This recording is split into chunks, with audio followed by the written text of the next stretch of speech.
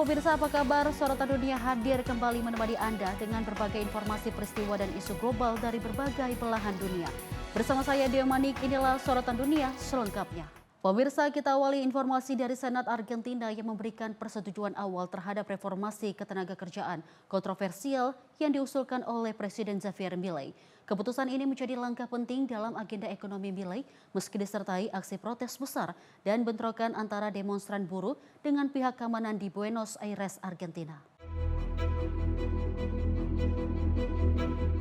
Reformasi ini akhirnya disahkan setelah debat berkepanjangan selama lebih dari 13 jam di parlemen dengan hasil pemungutan suara 42 berbanding 30. Pemerintah menyebut aturan baru ini akan mempermudah terciptanya lapangan kerja formal di tengah melambatnya pertumbuhan di sektor swasta selama lebih dari 1 dekade. Di sisi lain, ribuan pekerja yang dimobilisasi oleh serikat buruh turun ke jalan-jalan untuk menolak reformasi yang dinilai mengurangi perlindungan terhadap tenaga kerja. Massa memblokir jalan utama menuju Kongres dan aksi berujung ricuh saat polisi berusaha membubarkan para demonstran dengan gas air mata serta meriam air. Pihak oposisi pemerintah menilai reformasi ini akan melemahkan hak buruh, termasuk soal aturan yang mengatur pesangon, jam lembur, serta cuti pekerja. Sementara Milei menuduh serikat buruh mempertahankan keuntungan lama dan menghambat modernisasi ekonomi Argentina. Meski Senat telah memberi persetujuan, RUU ini masih harus menghadapi ujian berikutnya di DPR bulan depan. Argentina sendiri tengah diawasi ketat oleh lembaga internasional dan investor global karena Milei berupaya melakukan perubahan besar dengan mereformasi aturan lama demi mengatasi krisis ekonomi kronis negara tersebut.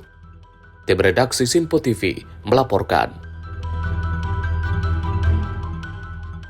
Kita lanjut informasi dari Otoritas Keamanan Kanada yang mengidentifikasi pelaku penembakan mematikan di sebuah sekolah yang berada dalam wilayah terpencil British Columbia sebagai remaja perempuan berusia 18 tahun. Serangan ini menewaskan 8 orang dan melukai lebih dari 25 orang lainnya. Polisi menyebut tersangka yang teridentifikasi bernama Jesse Van Rootselaar ditemukan tewas dengan luka tembak yang diduga akibat bunuh diri setelah menyerang sekolah menengah di kota kecil Tumbler Ridge.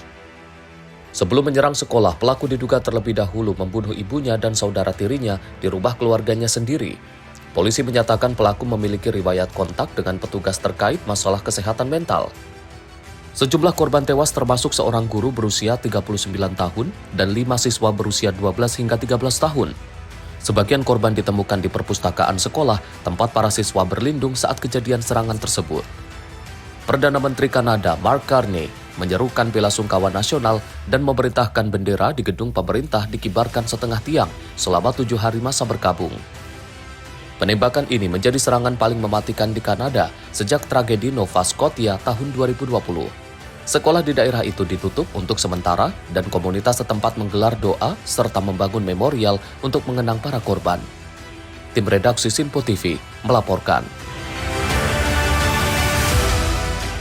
Pemirsa, seorang ayah di Gaza terus berusaha mencari sisa-sisa jasad istri dan anak-anaknya di antara puing-puing gedung tempat mereka tinggal yang hancur akibat serangan udara Israel 2 tahun lalu.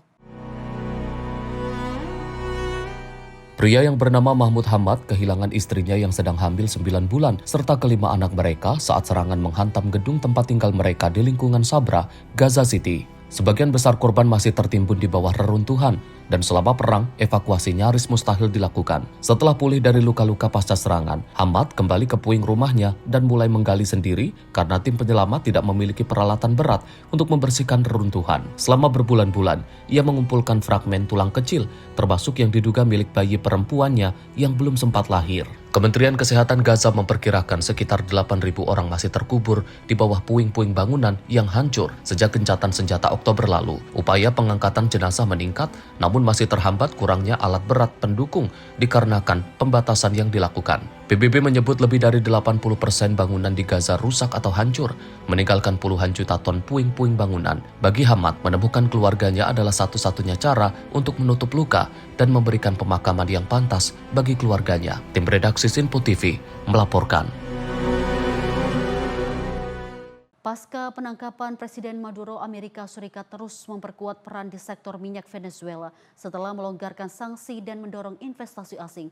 Pemirsa, Menteri Energi Amerika Serikat Chris Wright melakukan kunjungan ke Caracas untuk menilai reformasi mendalam di industri migas negara tersebut.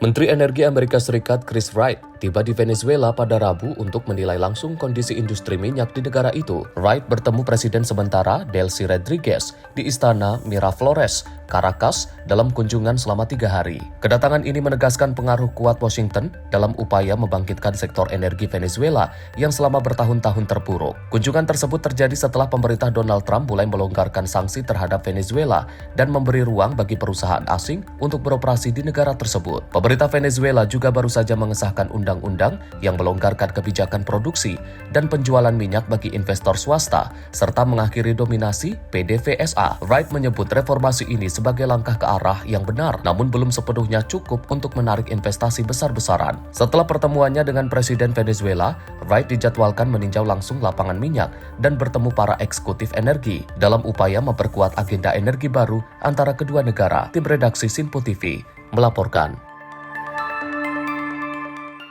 Pemirsa, serangan mematikan drone Rusia kembali menelan korban sipil di Ukraina. Sebuah rumah di wilayah Kharkiv hancur diterjang drone, menyebabkan seorang ayah dan 3 anak kecil tewas. Sang ibu yang sedang hamil berhasil selamat meski terluka. Serangan drone Rusia menghantam sebuah rumah di kota Bohodukhiv, wilayah Kharkiv, Ukraina Timur Laut pada Rabu dini hari. Rumah batu bata itu hancur total dan terbakar, menimbun satu keluarga di bawah reruntuhan. Seorang ayah berusia 34 tahun tewas bersama 3 anaknya, 2 anak kembar laki-laki usia 2 tahun, dan seorang bayi perempuan usia 1 tahun menjadi korban. Tugas berhasil menyelamatkan sang ibu dalam kondisi hidup meski mengalami luka bakar ringan. Pihak keamanan menyebut drone yang digunakan adalah Geran 2 versi Rusia dari drone Shahid buatan Iran. Wali kota Bohodukhiv menetapkan 3 hari masa berkabung dan menyebut tragedi ini sebagai kehilangan masa depan kota. Presiden Ukraina Volodymyr Zelensky menyatakan serangan semacam ini dapat merusak upaya diplomasi antara kedua belah pihak dan menegaskan perlunya tekanan lebih kuat terhadap Rusia. Sementara itu, serangan drone juga dilaporkan terjadi di sejumlah wilayah lain di Ukraina, menambah panjang daftar korban sipil dalam perang yang sudah berlangsung hampir 4 tahun tersebut. Tim redaksi Sinpo TV melaporkan.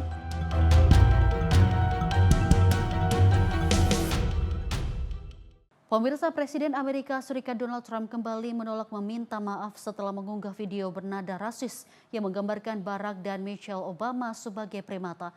Meski postingan tersebut telah dihapus kecaman, masih terus menghampiri Presiden Amerika Serikat. Presiden Donald Trump kembali menegaskan ia tidak akan meminta maaf atas video rasis yang diunggahnya di akun media sosial. Video kontroversi tersebut menampilkan mantan Presiden Barack Obama dan istrinya Michelle Obama yang digambarkan sebagai primata di hutan. Trump juga menyampaikan pernyataan itu kepada wartawan saat dalam perjalanan menuju Florida pada Jumat. Ia menegaskan, "Saya tidak melakukan kesalahan," dan menolak menganggap unggahan tersebut sebagai keliruan pribadi. Postingan itu sempat dipertahankan oleh pihak Gedung Putih, sebelum pada akhirnya dihapus setelah reaksi keras publik dan kecaman yang semakin meluas dari berbagai kalangan pejabat Amerika Serikat. Insiden ini menambah panjang daftar kontroversi yang terus melekat pada retorika serta simbol-simbol rasial dalam pernyataan dan aksi politik Presiden Donald Trump. Peristiwa tersebut kembali memicu kemarahan dari berbagai kalangan, termasuk aktivis hak sipil dan tokoh partai oposisi, dan menegaskan bahwa isu ras dan polarisasi masih menjadi bayang-bayang kuat dalam dinamika kepresidenan Trump di tengah terbelahnya masyarakat Amerika Serikat saat ini. Menjelang kontestasi politik berikutnya, tim redaksi Sinpo TV melaporkan. Presiden Amerika Serikat Donald Trump mendesak Iran untuk segera mencapai kesepakatan dengan Washington.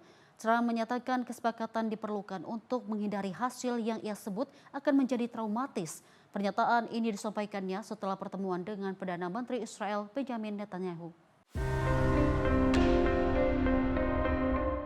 Presiden Donald Trump pada Rabu menegaskan bahwa Amerika Serikat harus membuat kesepakatan dengan Iran. Trump menyebut Iran perlu bertindak cepat agar tidak menghadapi konsekuensi berat yang bisa menimbulkan dampak traumatis. Pernyataan itu muncul di tengah meningkatnya ketegangan Washington dan Tehran terkait program nuklir Iran. Negara-negara Barat selama ini menilai Tehran terus memperluas aktivitas pengayaan uranium yang dikhawatirkan dapat mengarah pada pengembangan senjata nuklir. Situasi ini memicu meningkatnya kewaspadaan internasional dan menambah tekanan diplomatik terhadap Iran. Trump juga mengungkapkan ia telah melakukan pertemuan dengan Perdana Menteri Israel Benjamin Netanyahu Dalam pertemuan tersebut, Trump menyebut Netanyahu memahami bahwa keputusan akhir dalam negosiasi dengan Iran berada di tangan Presiden Amerika Serikat. Trump menegaskan, Washington akan menentukan langkah selanjutnya demi mencegah eskalasi konflik di kawasan Timur Tengah tersebut. Tekanan diplomasi ini diperkirakan akan terus meningkat di tengah upaya Amerika Serikat menahan pengaruh Iran di Timur Tengah, terutama dalam dinamika keamanan regional yang melibatkan Israel dan sekutu-sekutu Amerika Serikat. Sementara itu,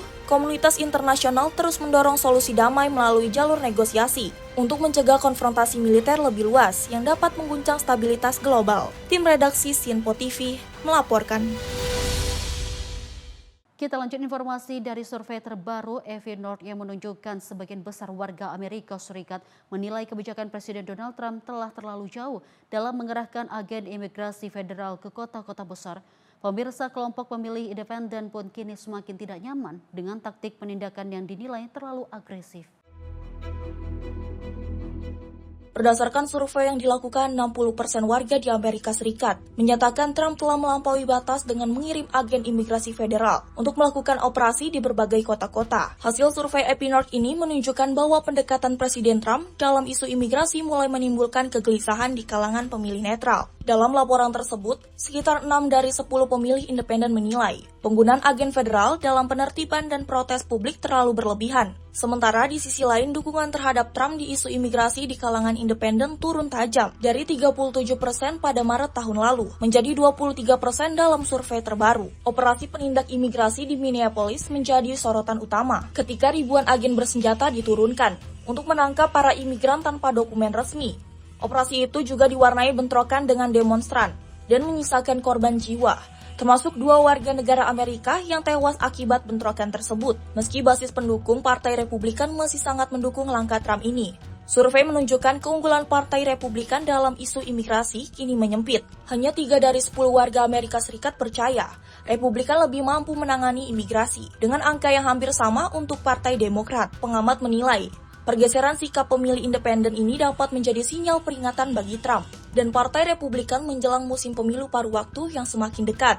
Karena taktik penegakan imigrasi dinilai semakin menjadi titik sensitif dalam polarisasi politik Amerika Serikat. Tim redaksi Sinpo TV melaporkan. Pemirsa, informasi lainnya akan kami hadirkan usai jeda berikut ini. Tetaplah bersama kami di Sorotan Dunia.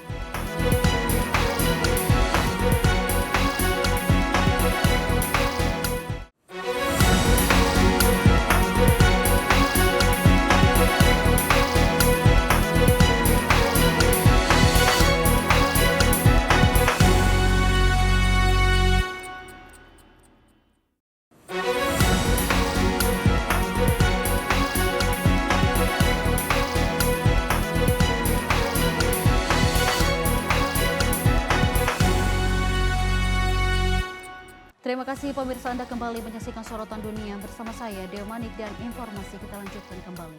Pemirsa, Partai Nasionalis Bangladesh atau BNP mengklaim kemenangan dalam pemilu nasional pertama sejak gelora protes besar 2024. Hasil ini menempatkan BNP di ambang membentuk pemerintahan baru dan berpotensi mengubah arah politik Bangladesh setelah bertahun-tahun persaingan tajam dan pemilu yang penuh sengketa.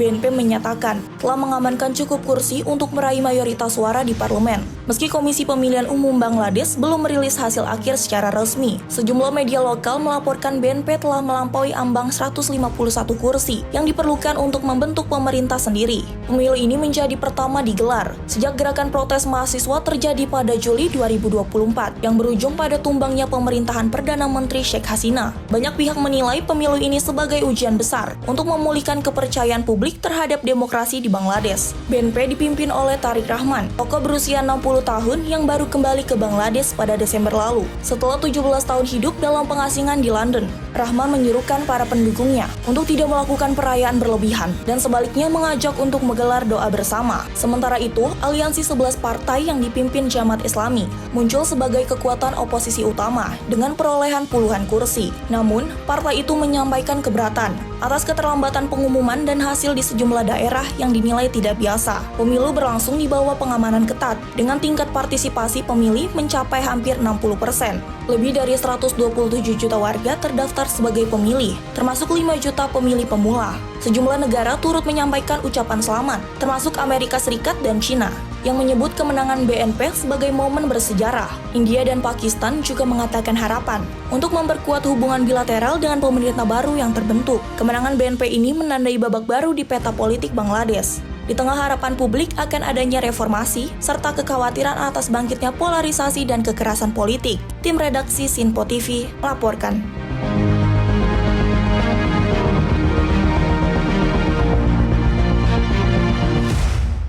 Kita lanjut informasi dari Komisi 1 DPR buka suara terkait bergabungnya negara Israel ke dalam Board of Peace atau Dewan Perdamaian di Gaza.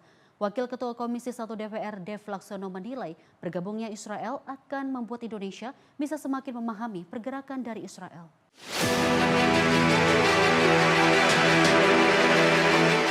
Negara Israel seharusnya bergabung ke dalam Board of Peace atau Dewan Perdamaian di Gaza. Wakil Ketua Komisi 1 DPR Dev Laksono mengatakan bergabungnya Israel ke dalam BOP membuat Indonesia dapat mengetahui dan juga memahami pergerakan Israel. Dev menilai Indonesia tidak perlu keluar meski ada Israel dalam Dewan Perdamaian di Gaza. Dev juga menyebut dengan bergabung Israel tak menutup kemungkinan Palestina akan dilibatkan. Tapi bukan berarti tertutup kan. Kalau kita keluar ya berarti kita sudah pasti menutup kemungkinan itu. Jadi diplomasi harus terus berjalan. Presiden Prabowo memiliki timeline ataupun juga konsep yang lebih jelas mengapa kita berada di BOP dan kenapa kita harus tetap ada di BOP. Jadi kita support kebijakan pemerintah untuk memastikan fungsi BOP ini benar-benar tercapai. Oke, berarti dalam tanda petik masuknya Israel ini nggak boleh menggeser posisi atau sikap pemerintah untuk membela Palestina, Bang? Saat ini kita tetap membela, mendukung kemerdekaan rakyat Palestina. Kenapa kan dengan adanya Israel di BOP ini, menurut Komisi 1 Indonesia jadi bisa memantau lebih dekat? Justru lebih jelas gitu. Kalau kita keluar, malah kita nggak punya hak suara, kita nggak mengetahui pergerakan. Justru dengan di sana kita bisa lebih memahami dan bisa lebih bersikap untuk mencapai target-target tersebut. Dari Jakarta, Farizal, Sinpo TV melaporkan. Pemirsa, Presiden terpilih Portugal Antonio José Seguro melakukan kunjungan resmi pertamanya ke Istana Kepresidenan di Lisbon. Seguro disambut oleh Presiden yang masih menjabat saat ini, Marcelo Rebelo de Sousa. Pertemuan ini menandai dimulainya proses transisi kepemimpinan setelah Seguro memenangkan putaran kedua pemilihan presiden.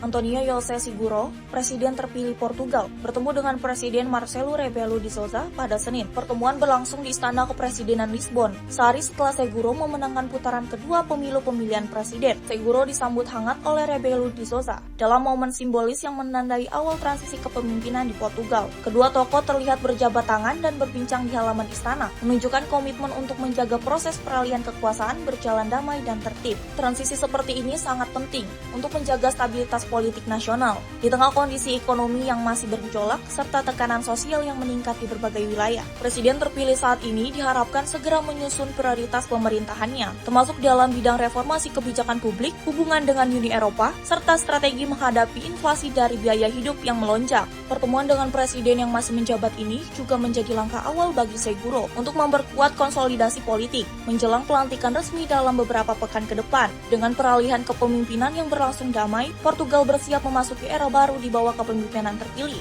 Antonio José Seguro. Tim redaksi Sinpo TV melaporkan. Bangladesh akan menggelar pemilu nasional pertama pasca pemberontakan besar tahun lalu yang mengakhiri 15 tahun kekuasaan Perdana Menteri Sheikh Hasina. Dan pemirsa, pemungutan suara ini menjadi ujian penting bagi norma demokrasi, reformasi politik, serta pelindungan hak minoritas di negara berpopulasi 170 juta jiwa tersebut.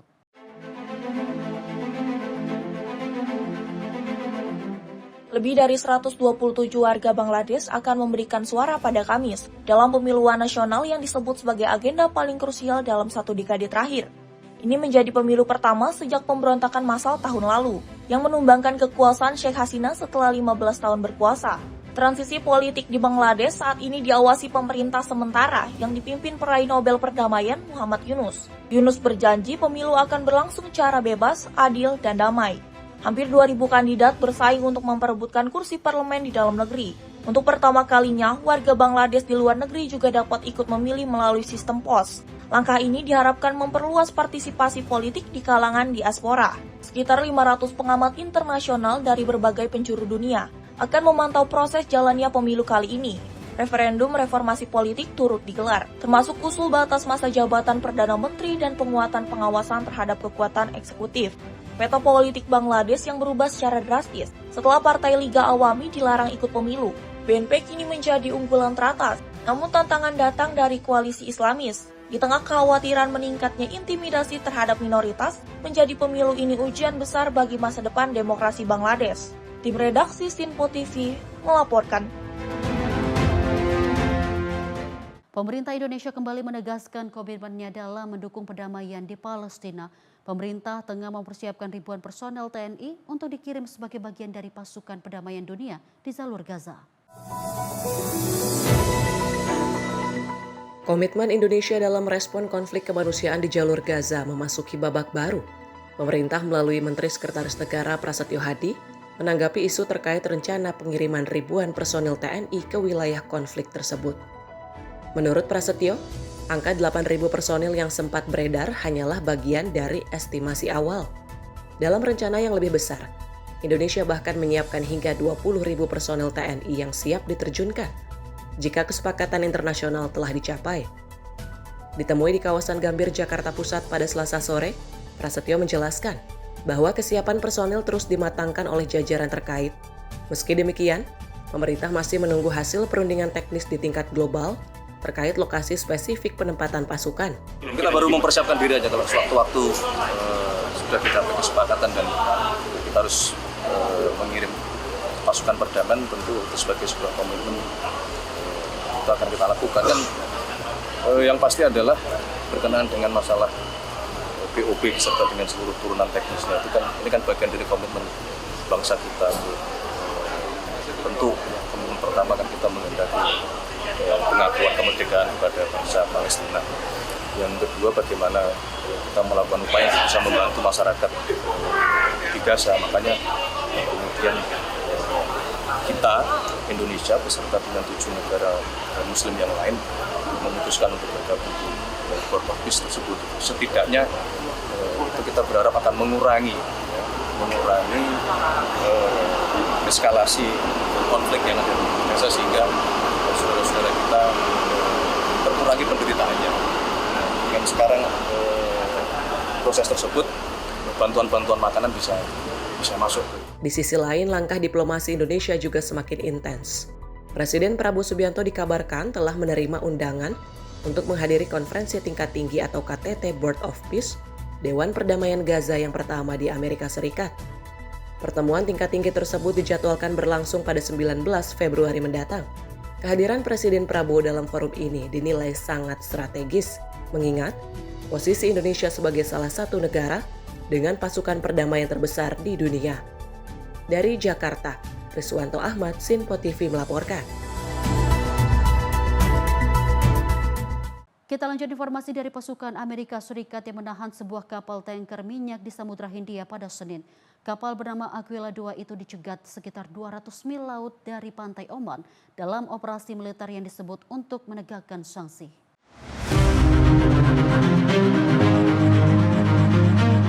Rekaman operasi menunjukkan pasukan Amerika Serikat mendekati kapal tanker menggunakan helikopter sebelum turun dan menguasai geladak kapal. Menurut Pentagon, intersepsi dilakukan untuk menegakkan sanksi yang berlaku dan mencegah pengangkutan kargo yang dilarang. Departemen Pertahanan menyatakan mereka telah melacak dan memburu kapal tersebut sejak dari wilayah Karibia. Aquila II dilaporkan berlayar dari kawasan Teluk menuju Asia Timur saat dicegat. Sejumlah laporan menyebutkan kapal ini diduga memiliki kaitan dengan Rusia dan upaya penghindaran sanksi. Namun informasi tersebut belum terverifikasi dan tidak ada komentar resmi dari Moskow. Pernyataan ini menyusul operasi serupa dalam beberapa pekan terakhir, termasuk penahanan tanker Veronica dan Olina di kawasan Karibia. Operasi ini menambah tegang situasi maritim di tengah peningkatan pengawasan terhadap pengiriman energi global.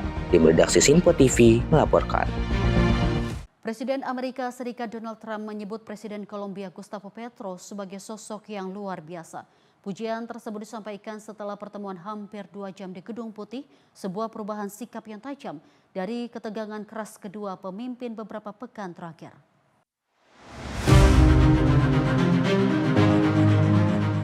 Pertemuan Donald Trump dan Gustavo Petro berlangsung dalam suasana yang keduanya sebut ramah. Padahal sebelumnya, Trump pernah menuduh Petro mengalirkan kokain ke Amerika Serikat dan bahkan mengancam tindakan militer terhadap Kolombia. Usai pertemuan, Trump meredam pernyataan keras di masa lalu dan menyatakan hubungan mereka kini lebih baik. Trump mengatakan mereka menggelar pertemuan yang sangat baik dan menyebut Petro sebagai pemimpin yang mengesankan. Dalam konferensi pers terpisah, Petro menyatakan pertemuan tersebut menghasilkan pandangan yang positif dan optimistis. Menurut Petro, nilai kebebasan menjadi titik awal pembicaraan. Salah satu momen simbolik terjadi saat Trump memberikan topi merah bertuliskan Make America Great Again. Petro menyebut ia ingin menambahkan huruf S menjadikannya Make the Americas Great Again sebagai simbol persatuan Amerika Utara dan Selatan. Dalam pertemuan tersebut, kedua pemimpin membahas kerjasama pemberantasan narkotika serta situasi di Venezuela. Petro menyebut kemiskinan dan keterisolasian menjadi akar maraknya produksi narkoba. Petro juga mengatakan ia menyerahkan nama-nama gundal narkotika kelas atas yang menurutnya tidak berada di hutan, melainkan hidup di kota-kota besar dunia. Dalam pertemuan itu, Petro juga mengundang Trump untuk berkunjung ke kota wisata Cartagena, serta meminta bantuan Amerika Serikat untuk memediasi ketegangan dagang antara Kolombia dan Ekuador. Sebagai tanda keakraban, Trump memberikan bukunya The Art of the Deal dengan tulisan tangan bertuliskan You Are Great. Petro mengunggah foto buku tersebut dengan komentar bernada ironis di media sosial. Pertemuan ini terjadi di tengah hubungan Amerika Serikat dan Kolombia yang dalam beberapa tahun terakhir mengalami ketegangan akibat operasi militer Amerika Serikat di kawasan dan sanksi terhadap Petro serta keluarganya. Meski demikian, Kolombia tetap menjadi salah satu sekutu utama Amerika Serikat dalam perang melawan narkotika dan berstatus sekutu non-NATO utama. Tim redaksi Sinpo TV melaporkan.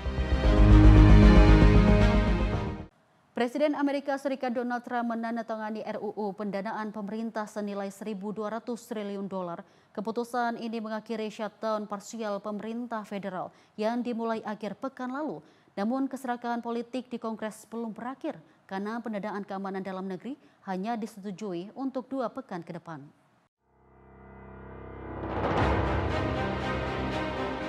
Trump menandatangani RUU tersebut tak lama setelah DPR menyetujuinya. Dalam pemungutan suara yang ketat, RUU lolos dengan selisih tipis, 217 suara setuju dan 214 menolak. Presiden Trump menyebut RUU ini sebagai kemenangan bagi rakyat Amerika. Undang-undang tersebut merampungkan 11 RUU anggaran tahunan yang akan mendanai lembaga pemerintah hingga akhir September. Namun kompromi ini hanya menyelesaikan satu pertarungan anggaran dan sekaligus membuka konflik baru karena pendanaan Departemen Keamanan Dalam Negeri atau DHS hanya diperpanjang selama 2 pekan hingga tanggal 13 Februari. Partai Demokrat menuntut pembatasan lebih ketat terhadap operasi imigrasi, menyusul kematian 2 warga dalam penembakan yang melibatkan petugas federal. Pemimpin minoritas DPR, Hakim Jeffries menegaskan, Demokrat tidak akan menyetujui pendanaan sementara lagi tanpa perubahan besar dalam operasi ICE. Ketua DPR, Mike Johnson menyatakan optimisme bahwa kesepakatan dapat dicapai dan mendesak semua pihak bernegosiasi dengan etikat baik. Namun di Senat, pemimpin mayoritas John Thune terlihat lebih pesimistis, menyebut kesepakatan sebagai sebuah keajaiban. Proses pengesahan RUU ini sendiri berlangsung tanpa margin kesalahan. Ketua DPR harus menahan pemungutan suara hampir 1 jam untuk mengamankan dukungan dari Partai Republik. Dalam pemungutan suara akhir, 21 Republik bergabung dengan Demokrat menolak RUU, sementara jumlah yang sama dari Partai Demokrat justru memberi dukungan. Shutdown kali ini berbeda dengan krisis tahun lalu yang berlangsung selama 43 hari dan melumpuhkan lebih banyak lembaga. Sejumlah program penting seperti bantuan pangan dan Taman Nasional sudah lebih dulu mendapat pendanaan, sehingga dampak shutdown kali ini relatif lebih terbatas. Tim redaksi Sinpo TV melaporkan.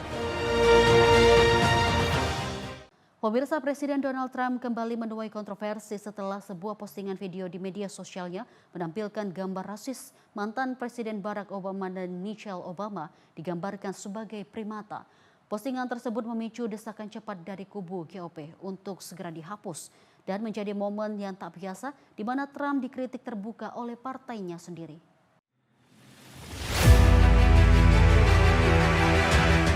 Sejak Trump kembali ke Gedung Putih untuk masa jabatan kedua, para politisi Republikan di Kongres cenderung berhati-hati saat berbeda pendapat dengan Presiden. Namun saat unggahan video yang memuat gambar rasis terhadap Barack Obama dan Michelle Obama muncul, hal tersebut memicu berbagai reaksi dari banyak pihak. dengan seruan cepat untuk menghapus konten tersebut. Kecaman terbuka datang dari sejumlah senator Republikan. Tim Scott menyebut video itu sebagai hal paling rasis yang pernah ia lihat dari Gedung Putih dan mendesak Trump segera menghapusnya. Petri Katz dan Susan Collins juga menilai konten itu memalukan dan tidak dapat diterima. Di DPR, Mike Lawler menyebut postingan itu sangat menyinggung dan harus dihapus disertai permintaan maaf langsung.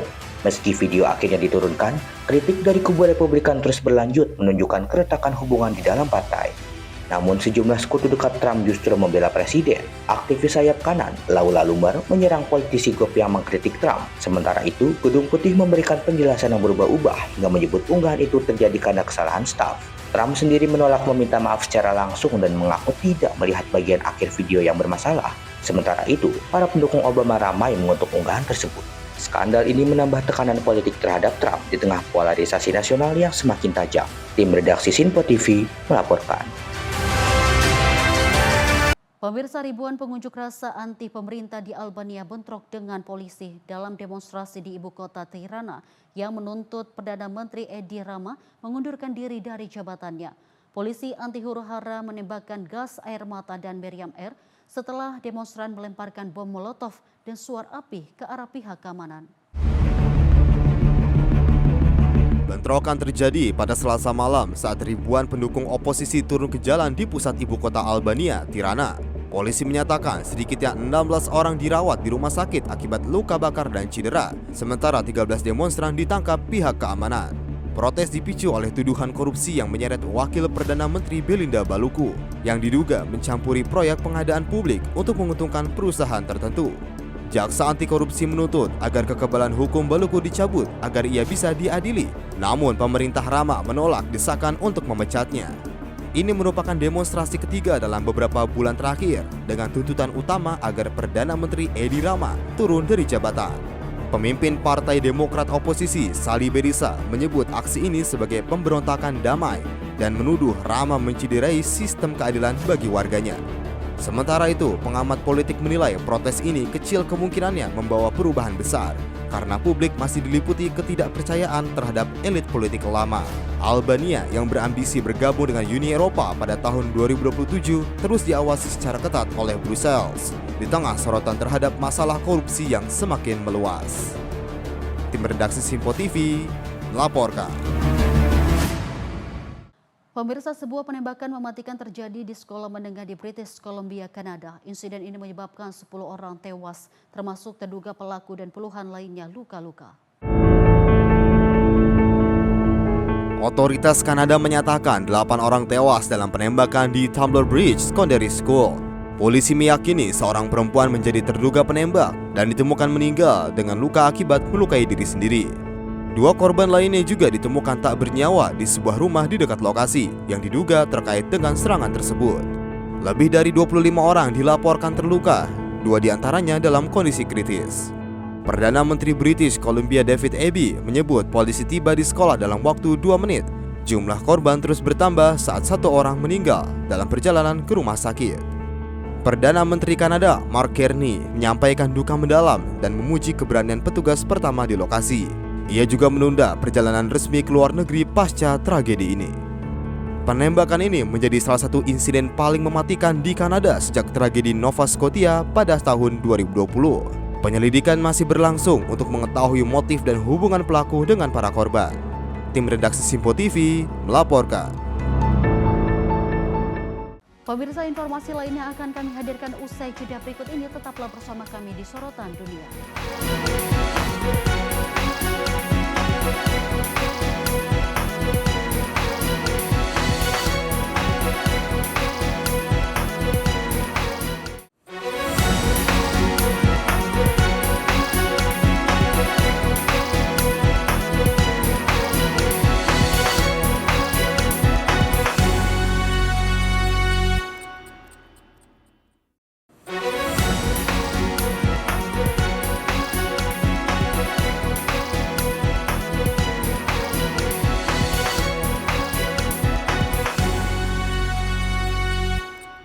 Terima kasih pemirsa, Anda kembali menyaksikan Sorotan Dunia dan informasi. Kita lanjutkan kembali.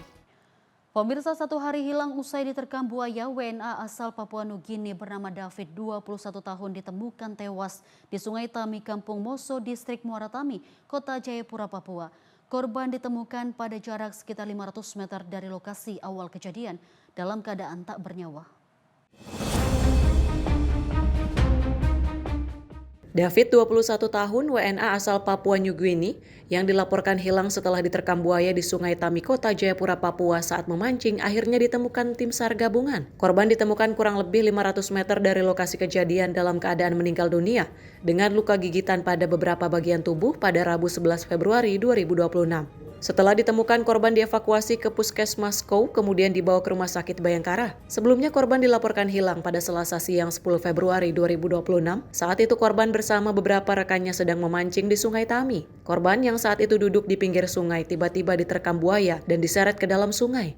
Akibatnya korban dinyatakan hilang. Tim redaksi Sinpo TV melaporkan. Konvoi pejabat Amerika Serikat tiba di Oman pada Jumat menjelang dimulainya perundingan nuklir dengan Iran.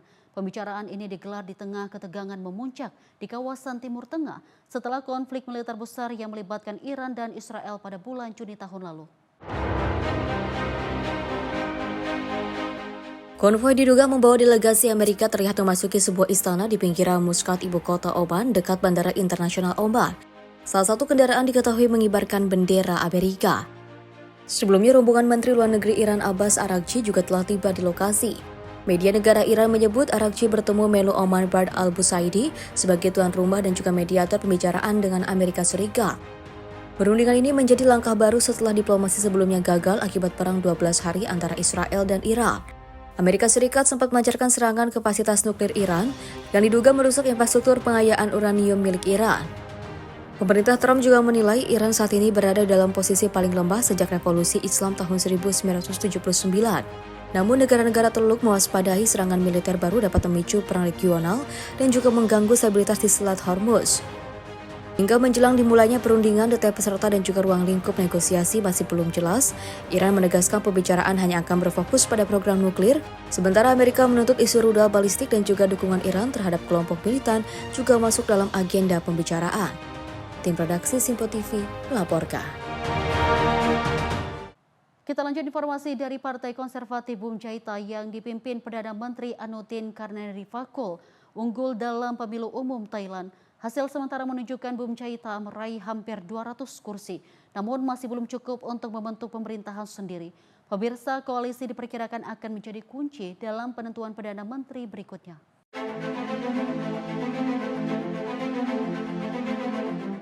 Komisi Pemilihan Thailand melaporkan, dengan lebih dari 90% TPS telah menghitung suara, Bum Jaita memenangkan sekitar 194 kursi di Majelis Rendah Parlemen. Jumlah itu menjadi perolehan terbesar, namun masih jauh dari mayoritas mutlak 251 kursi. Partai Progressive People's Party yang sempat diunggulkan dalam survei harus puas di posisi kedua dengan 116 kursi. Sementara PUT, partai populis yang didukung kubu Thaksin Shinawatra, berada di urutan ketiga dengan 76 kursi. Pengamat menilai Bum Jaita kemungkinan besar akan mengajak PUT bergabung dalam pemerintah koalisi, sebab tidak ada satu partai pun yang diperkirakan mampu memenangkan mayoritas tunggal. People's Party sendiri dianggap sulit mencari sekutu karena agenda reformisnya tentang kubu konservatif. Anutin menyampaikan terima kasih kepada para pemilih dan berjanji akan bekerja maksimal untuk rakyat Thailand. Bum Jaita dipandang sebagai pilihan utama kalangan royalis dan militer di tengah perlambatan ekonomi dan meningkatnya sentimen nasionalis. Pemilu kali ini juga disertai referendum untuk menggantikan konstitusi tahun 2017.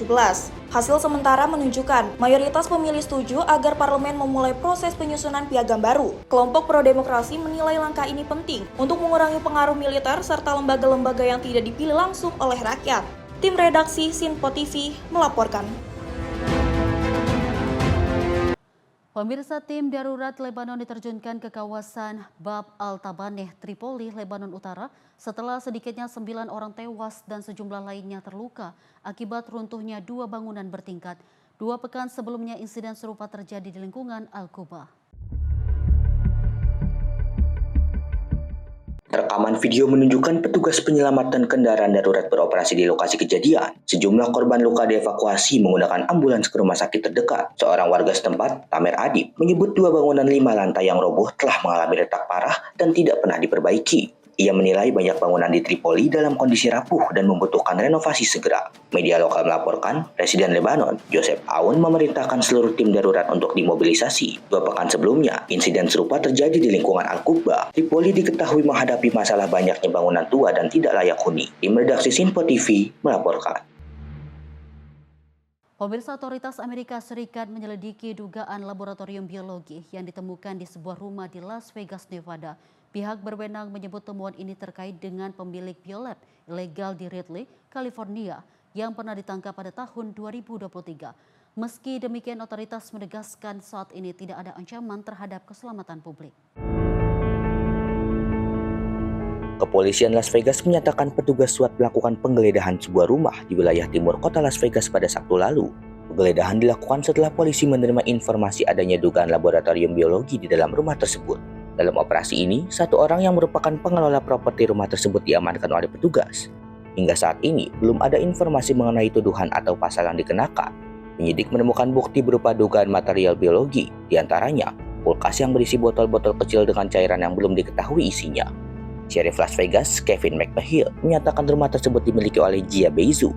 Zhu merupakan sosok yang ditangkap pada tahun 2023 terkait pengoperasian biolab tanpa izin di Ridley, California. Dalam kasus tersebut, Zhu didakwa tidak memiliki izin untuk memproduksi alat tes COVID-19, kehamilan, dan HIV, serta melakukan pelabelan yang tidak sesuai. Zhu dijadwalkan menjalani persidangan pada bulan April mendatang. Namun, kuasa hukum Zhu menegaskan kliennya tidak terlibat dalam aktivitas biolab di rumah Las Vegas tersebut.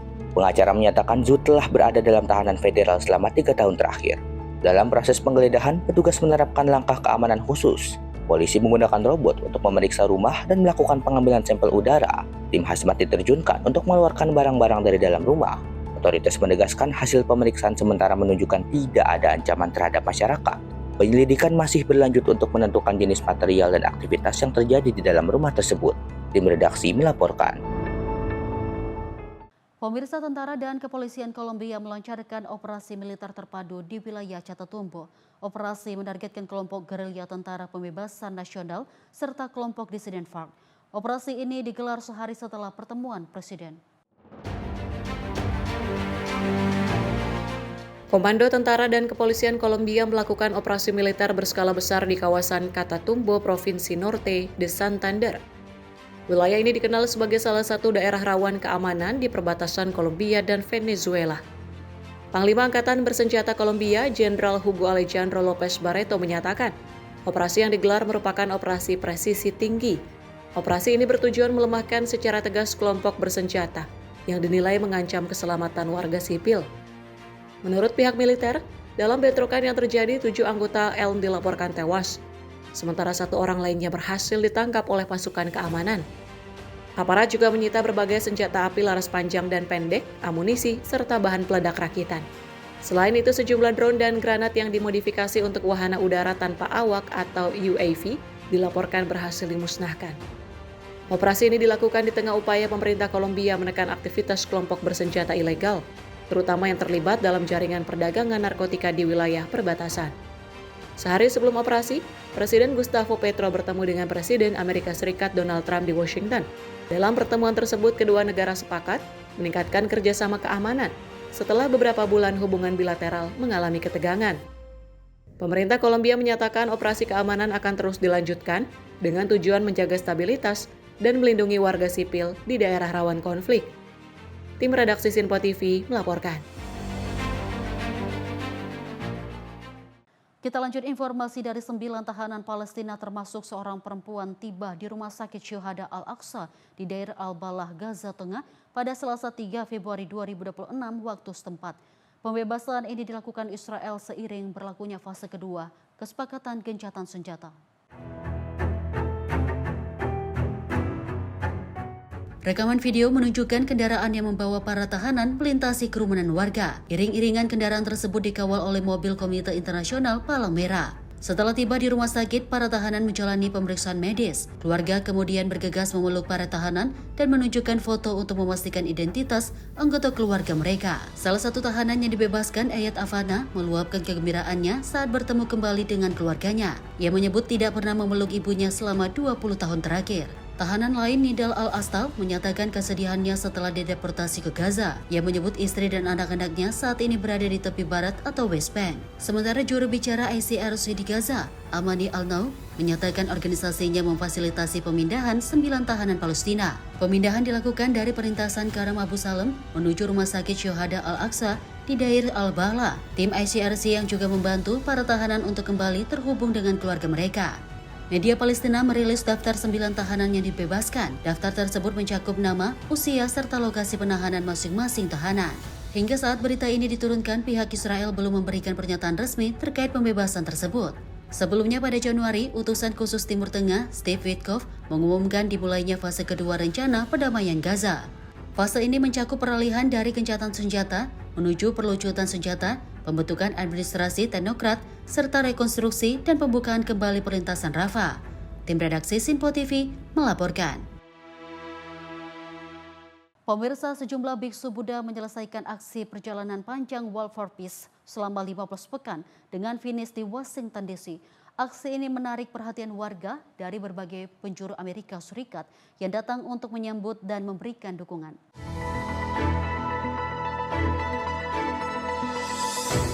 Aksi yang disebut Walk for Peace yang ditempuh para biksu Buddha selama 15 pekan akhirnya mencapai titik di Washington DC. Perjalanan ini menjadi simbol seruan perdamaian di tengah meningkatnya ketegangan dan konflik di berbagai belahan dunia. Menjelang kedatangan mereka di ibu kota, warga dari berbagai negara bagian datang untuk menyaksikan dan menyambut langsung. Banyak di antara mereka menyebut aksi perjalanan ini sebagai inspirasi untuk membangun harapan dan persatuan global. Para biksu menyampaikan pesan tentang belas kasih, toleransi, dan pentingnya hidup tanpa kekerasan. Mereka berharap langkah panjang ini dapat mendorong masyarakat untuk lebih mengutamakan dialog dan keharmonisan sesama. Berakhirnya perjalanan di Washington bukan hanya menandai selesainya sebuah aksi, tetapi juga menegaskan komitmen untuk terus menyebar semangat damai di tingkat nasional maupun global. Tim redaksi Sinpo TV melaporkan.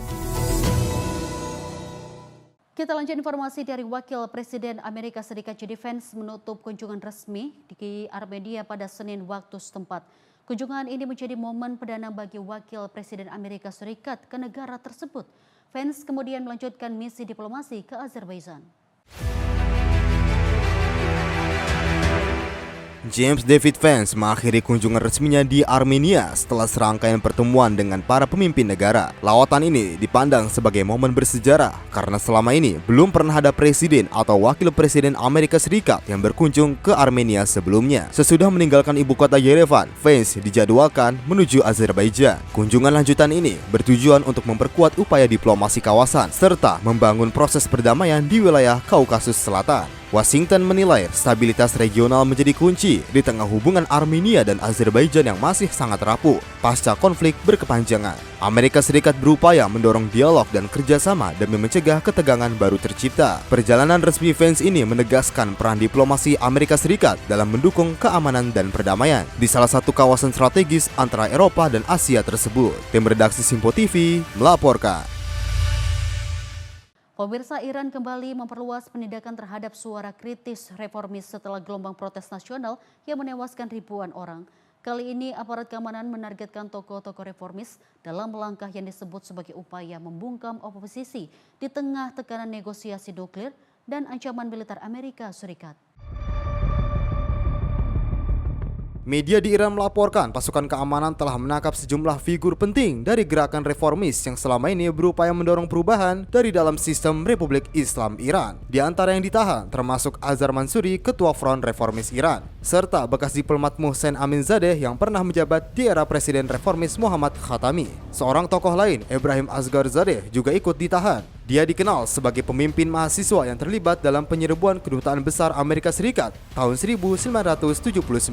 Penangkapan para tokoh reformis Iran ini diduga berkaitan dengan pernyataan pada Januari lalu yang menuntut pemimpin tertinggi Ayatollah Ali Khamenei mundur dari jabatannya dan digantikan oleh Dewan Transisi Pemerintahan.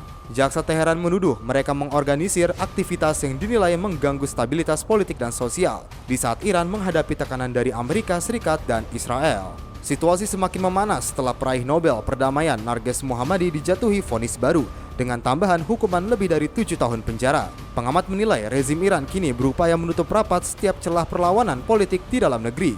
setelah protes besar sebelumnya ditanggapi dengan tindakan keras yang menyebabkan ribuan orang tewas dan puluhan ribu lainnya ditahan. Penindakan ini terjadi di saat Iran baru saja menjalani perundingan nuklir dengan Amerika Serikat di Oman. Presiden Donald Trump kembali memperingatkan opsi serangan militer jika tak ada kesepakatan baru yang tercipta. Tim redaksi Simpo TV melaporkan. Pemirsa, Amerika Serikat mengumumkan rencana pembentukan blok perdagangan mineral kritis bersama sekutu dan mitra strategis. Langkah ini diambil untuk mengurangi ketergantungan pada China yang selama ini mendominasi pasokan unsur langka penting bagi keberlangsungan industri pertahanan dan teknologi global.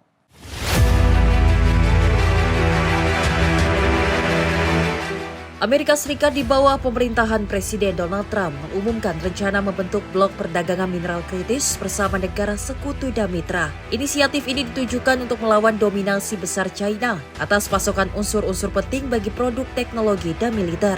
Wakil Presiden J.D. Vance menyebut perang dagang Amerika Serikat dan China membuktikan betapa besarnya ketergantungan Barat pada mineral langka yang dikuasai Beijing. Menurutnya, aksi kolektif diperlukan untuk membangun kemandirian pasokan di kawasan negara-negara sekutu. Blok dagang ini dirancang dengan mekanisme tarif untuk menjaga harga minimum dan mencegah negara anggota membeli bahan murah dari China secara diam-diam. Pakar ekonomi menilai pengawasan akan lebih mudah diterapkan pada industri pertahanan, namun lebih sulit bagi sektor kendaraan listrik dan manufaktur umum. Konferensi di Washington ini dihadiri pejabat dari puluhan negara, termasuk Prancis, Inggris, Uni Eropa, dan Jepang. Menteri Luar Negeri Marco Rubio menegaskan setiap negara memiliki peran untuk membangun rantai pasok baru yang lebih aman dan stabil di luar ketergantungan China. Pemerintah Trump juga meluncurkan Project Vault, sebuah program cadangan strategis rare earth dengan dana miliaran dolar. Langkah ini menjadi bagian dari upaya besar karena China masih menguasai sebagian besar penambangan dan pemrosesan mineral langka dunia. Tim redaksi Simpo TV melaporkan. George Martin dipastikan kembali mengaspal di ajang MotoGP setelah mendapatkan izin dari tim dokter dan Aprilia. Pemirsa, pembalap asal Spanyol tersebut akan menjalani sesi tes di Chang International Circuit Thailand pada 21 hingga 22 Februari mendatang.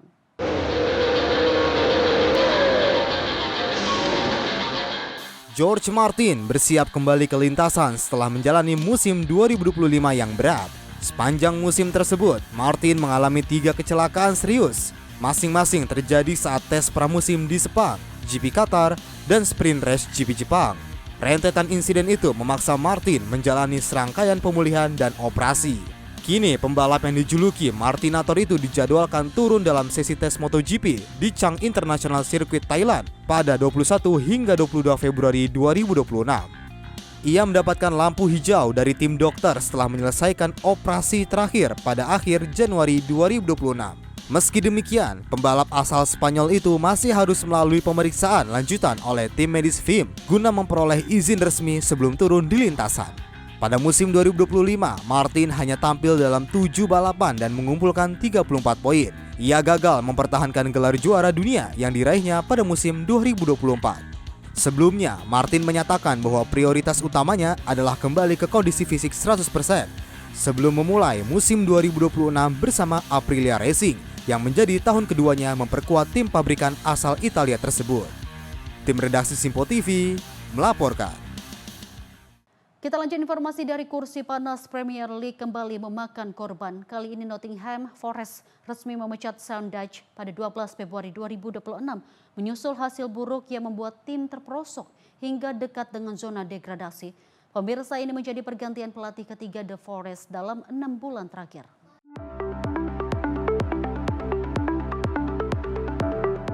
Nottingham Forest kembali melakukan pergantian pelatih setelah memecat Sean Dyche pada Kamis 12 Februari. Keputusan ini diambil sehari setelah Forest bermain imbang 0-0 melawan Wolverhampton Wanderers. Hasil tersebut memperpanjang tren negatif, menyusul kekalahan 1-3 dari Leeds United pada laga sebelumnya. Saat ini Forest terpuruk di peringkat ke-17 klasemen Liga Inggris dengan 27 poin, hanya unggul 3 angka dari West Ham United di zona degradasi. Situasi itu membuat manajemen klub mengambil langkah tegas di tengah musim. Laga melawan Wolves menjadi pertandingan terakhir Dyche bersama Forest. Pelatih 54 tahun itu memimpin dalam 25 pertandingan di musim ini dengan catatan 10 kemenangan, 5 imbang, dan 10 kekalahan. Sean Dyche menjadi pelatih ketiga yang dipecat Forest dalam 6 bulan terakhir. Sebelumnya, Nuno Espirito Santo didepak pada 9 September 2025, disusul Ange Postecoglou pada 18 Oktober 2025. Secara keseluruhan, sudah 4 klub Premier League melakukan pergantian pelatih di paruh musim kedua. Chelsea berpisah dengan Enzo Maresca pada 1 Januari lalu. Manchester United memecat Ruben Amorim 4 hari kemudian.